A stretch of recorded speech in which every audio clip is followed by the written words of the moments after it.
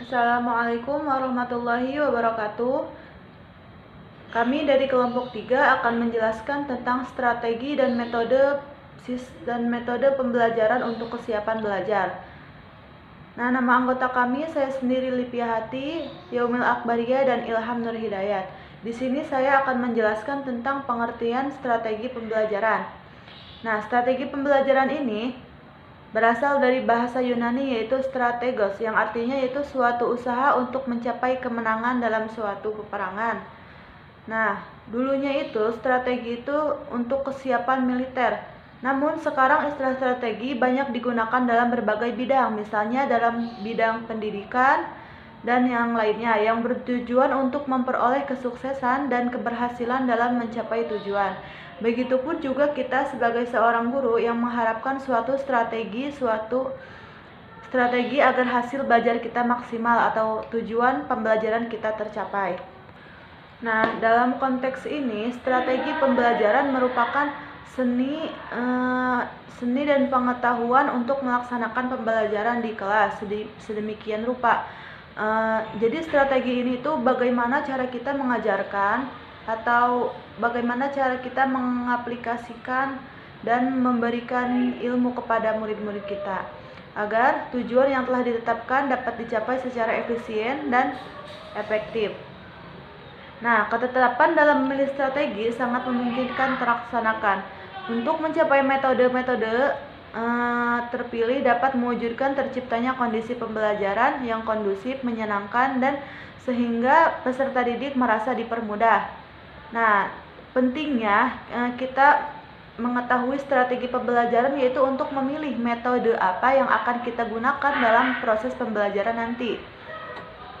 Nah, berdasarkan uraian di atas, ada 4 macam strategi dasar dalam pembelajaran yang harus diketahui oleh guru. Yang pertama yaitu mengidentifikasi dan menetapkan spesifikasi dan kualitasasi perubahan atau perilaku dan kepribadian peserta didik sebagaimana yang diharapkan. Yang kedua yaitu memilih sistem pendekatan pembelajaran. Nah, seorang guru di sini harus memilih sistem pendekatan atau pembelajaran itu yang mau kita ambil dalam proses pembelajaran itu apa. Yang ketiga yaitu memilih dan menetapkan prosedur, metode, dan teknik pembelajaran yang dianggap efektif sehingga dapat dijadikan pengangan oleh guru dalam menunaikan kegiatan mengajarnya. Nah, di sini kita sebagai guru harus bisa memilih metode apa yang pantas dan yang cocok untuk kita ajarkan kepada murid agar ilmu yang kita sampaikan dapat diterima oleh murid. Selanjutnya yaitu menetapkan norma dan kriteria keberhasilan kegiatan pembelajaran sehingga dapat dijadikan pedoman oleh guru dalam melaksanakan evaluasi hasil kegiatan pembelajaran. Nah, menetapkan norma dan kriteria keberhasilan itu, jadi kita dalam mengajarkan itu kita harus mempunyai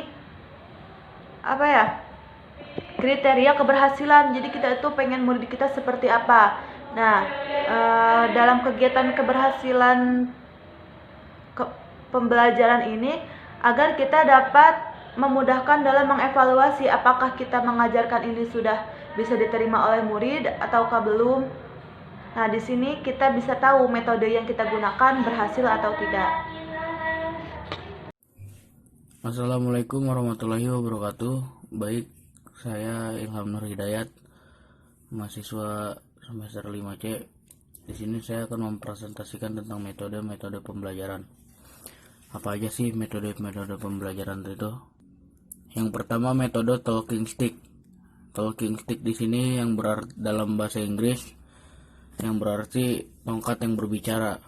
Seorang guru memegang tongkat dan memberikan kepada murid, lalu dioper kepada murid yang lainnya sambil menyanyikan lagu seperti Balonku Ada 5 ataupun lagu-lagu daerah dan lagu-lagu anak-anak yang lainnya. Ketika lagu tersebut berhenti, maka tongkat yang terakhir dipegang oleh siswa tersebut, maka wajib menjawab pertanyaan-pertanyaan dari guru, entah itu pertanyaan mengenai pelajaran atau yang lainnya. Yang kedua adalah metode simulasi. Metode simulasi ini yang berarti percobaan atau pura-pura. Jadi ketika pada saat pekan depan akan diadakan ujian, maka hari ini diadakan simulasi untuk mengkiatkan semangat dan keseriusan siswa dalam menghadapi ujian yang akan datang. Baik, metode yang selanjutnya, metode discovery learning. Metode ini adalah penyajian pembelajaran tapi tidak detail dan tidak final jawaban. Seorang guru hanya memberikan kisi-kisi sedikit mengenai jawaban tersebut, namun nanti siswa yang akan memfinalkan atau mencari jawaban yang tepat sampai akhir soal tersebut. Contohnya, ketika guru bertanya dan guru menjelaskan, hanya disisakan sedikit kata, nanti siswa tersebut atau siswa yang lainnya yang akan menuntaskan jawaban tersebut. Metode selanjutnya adalah metode brainstorming. Untuk metode itu metode diskusi. Metode diskusi ini ialah untuk mencari kritis dan cara anak berbicara mengenai pembelajaran. Metode diskusi ini paling banyak diikuti oleh 5 siswa dan dibimbing oleh guru. Dan metode selanjutnya adalah metode diskusi, sama dengan metode sebelumnya, tapi metode diskusi ini ialah bertukar pikiran dan saling tanya jawab antar kelompok. Di sini agar melatih siswa berpikir lebih keras dan menemukan kosakata yang baik untuk dirinya dalam menghadapi pembelajaran yang akan datang. Metode selanjutnya yaitu metode ceramah. Metode ceramah ini dilakukan untuk menarik perhatian anak untuk mendengarkan dan menyimak apa sih pembelajaran tersebut. Contohnya seperti guru melakukan metode ceramah dengan menggunakan gestur tubuh dan gaya yang menarik sehingga siswa-siswa dapat memerhatikan guru tersebut dengan baik dan asik dalam mendengarkan penjelasan tersebut. Yang selanjutnya metode tanya jawab. Metode tanya jawab ini dilakukan dari murid ke guru. Metode tanya jawab ini melatih untuk kesiapan berpikir cepat dan tanggap dan melatih berbicara dengan lantang siswa menjawab soal yang tiba-tiba diberikan oleh guru. Selanjutnya metode diskusi. Metode diskusi yang ini mengenai tukar pikiran terhadap suatu masalah dan menemukan pendapat-pendapat yang pas mengenai yang sedang dikaji atau yang sedang diobservasi dan apa yang sedang dipelajari lebih lanjut. Diskusi ini berkaitan dengan obrolan-obrolan mengenai suatu masalah, suatu pembahasan untuk menemukan jawaban hasil dari permusyawarahan dan pendapat-pendapat yang ada di grup diskusi tersebut. Selanjutnya metode pemberian tugas atau yang lebih kita kenal yaitu PR. Metode pemberian tugas ini adalah pemberian pekerjaan rumah oleh guru kepada siswa untuk melatih daya ingat apa yang sudah ia pelajari ketika di sekolah dan melatihnya kembali mengingat untuk dikerjakan di rumah dan dikumpulkan esok ketika di sekolah. Metode PR ini untuk mengembangkan daya ingat, daya pikir dan kecakapan menggabungkan suatu pembelajaran yang sudah dipelajari tadi di sekolah. Yang terakhir metode karya wisata. Metode karya wisata ini adalah metode pembelajaran tapi yang dilakukan di luar ruangan atau bisa kita bilang outdoor. Metode karya wisata ini untuk meringankan atau merefresh pikiran-pikiran siswa yang tadinya jenuh, yang tadinya berpikir wah di ruangan terus. Sesekali kita lakukan metode karya wisata ini untuk merefresh dan mengajarkan bahwa belajar di luar itu bisa, belajar dimanapun itu bisa, dan menyemangatkan kembali semangat siswa. Mungkin cukup sekian dari saya, kurang lebihnya mohon maaf. Wabillahi taufik wal hidayah. Wassalamualaikum warahmatullahi wabarakatuh. Bismillahirrahmanirrahim. Baik, di sini saya akan menjelaskan kelanjutan dari materi sebelumnya, yaitu saya akan menjelaskan mengenai implikasi strategi dan metode pembelajaran untuk kesiapan dalam belajar. Nah, sebelum saya menjelaskan lebih lanjut, maka saya akan mengulang sedikit penjelasan mengenai strategi. Nah, jadi strategi adalah suatu pola yang menentukan dan ditetapkan secara sengaja untuk melakukan kegiatan atau suatu tindakan. Nah, lalu di dalam PowerPoint ini dituliskan bahwa untuk mengelola kegiatan pembelajaran secara tepat dan berhasil diperlukan suatu pendekatan yang dalam pelaksanaannya menggunakan strategi dan metode pembelajaran tertentu. Nah, jadi strategi dapat diartikan sebagai pola-pola kegiatan seorang guru dan siswa dalam mewujudkan suatu tujuan yang diharapkan. Karena dalam suatu kegiatan pembelajaran atau misalkan dalam kelas tidak akan yang namanya berjalan dengan lancar tanpa adanya suatu strategi dan juga diiringi dengan metode pembelajaran yang baik. Nah, sehingga ketika kita menggunakan suatu strategi dalam mentransfer pembelajaran kepada siswa dan juga menggunakan suatu metode, maka di sini dituliskan PowerPoint bahwa kita dapat membangun kondisi yang memudahkan untuk memfasilitasi cara belajar peserta didik agar dapat mewujudkan ketercapaian potensi yang diharapkan secara efektif, efisien, dan juga seoptimal mungkin. Nah, dari sini kita bisa menunjukkan bahwa desain program pembelajaran sebaik apapun berjalan baik apabila tidak diiringi dengan suatu strategi ataupun metode pembelajaran, maka akan sulit ataupun tidak sebaik hasilnya tidak sebaik ketika kita menggunakan suatu strategi ataupun metode pembelajaran.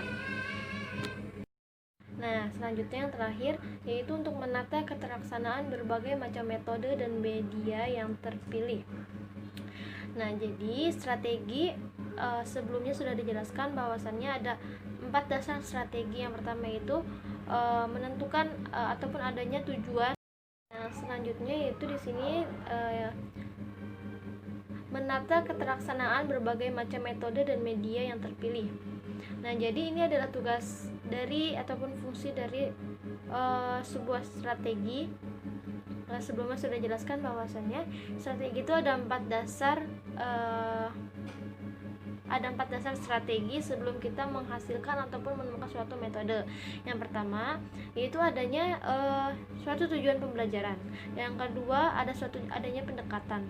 Yang ketiga adanya indikator atau norma yang digunakan sebagai standar evaluasi keberhasilan.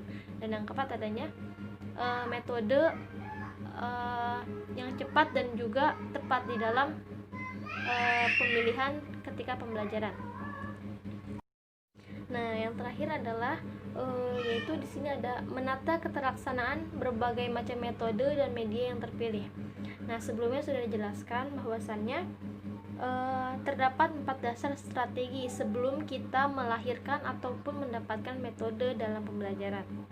Yang pertama, kita harus adanya tujuan dalam pembelajaran, dan yang kedua adanya suatu pendekatan, yang ketiga adanya indikator ataupun norma untuk evaluasi keberhasilan, dan yang keempat adanya metode yang tepat dan juga cepat di dalam digunakannya suatu strategi tersebut.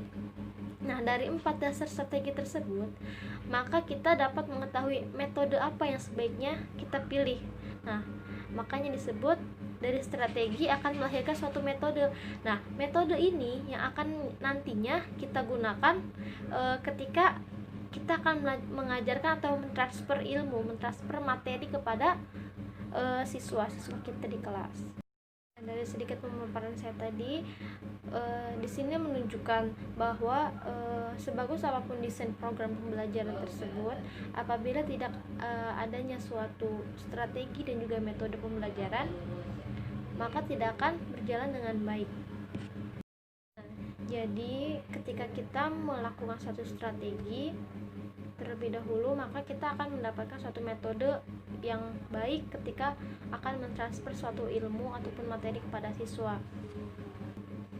Kenapa? Karena dengan kita melakukan strategi ataupun kita melakukan 4 dasar strategi itu, yang tadi suatu tujuan pembelajaran, pendekatan, adanya norma ataupun indikator evaluasi keberhasilan, dan yang keempat adanya metode yang tepat dan juga cepat dalam pembelajaran, maka hasil ataupun metode yang ditentukan untuk pembelajaran akan lebih baik dan juga lebih tepat.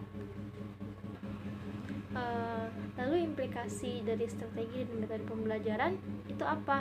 Nah, di sini maka kita dapat mengetahui bahwa pembelajaran yang baik maka diiringi dengan strategi dan juga metode pembelajaran guru yang baik. Nah, sehingga pembelajaran suatu mata pelajaran dapat tersampaikan secara efisien, efektif, dan juga terukur dengan baik. Sehingga melalui strategi dan menggunakan metode tersebut dapat mencapai tujuan yang telah ditentukan. Kurang lebihnya mohon maaf. Sekian dari saya. Wabillahi taufiq wal hidayah. Wassalamualaikum warahmatullahi wabarakatuh.